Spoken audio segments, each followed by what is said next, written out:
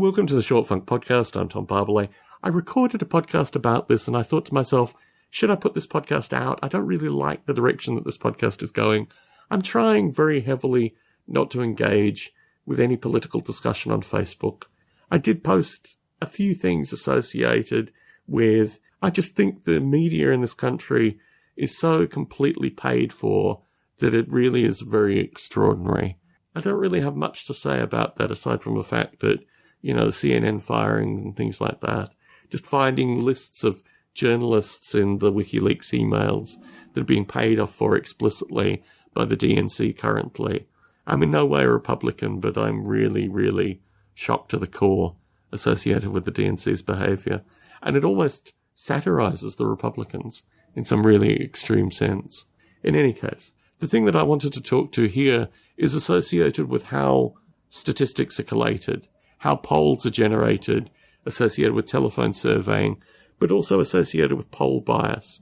That when people talk to someone on the phone, firstly, you have a very unique subset of humans in that. And once you actually have someone on the phone talking, the likelihood is that they probably have certain beliefs, certain political viewpoints, which actually make telephone surveying somewhat suspect. Now, as this audio can be listened to in December, it probably sounds very strange, but I reflect heavily on the Brexit survey numbers, and in fact what actually occurred after the results came through.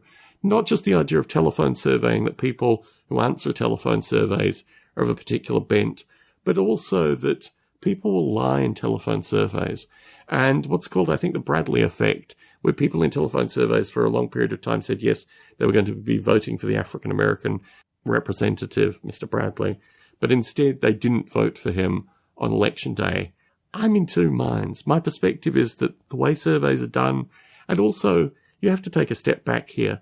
The surveys are done by media companies, the same media companies that have already shown problems associated with taking money, providing questions, these kind of things.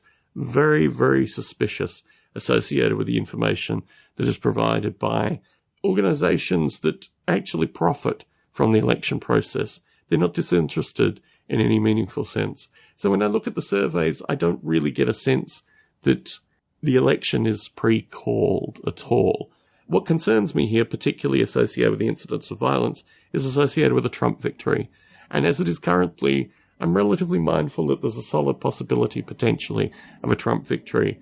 And then there'll be rioting and other related nonsense associated with this in my area. So I'm mindful from a weary of violence perspective, both wary and weary of violence, to get a sense that I wouldn't put my money on the current polls that are coming out. And in terms of my general safety, I think on the night of and the days following, there may be a very striking and negative situation that occurs. So in this light, I don't know. I'm staying at home. My wife is leaving.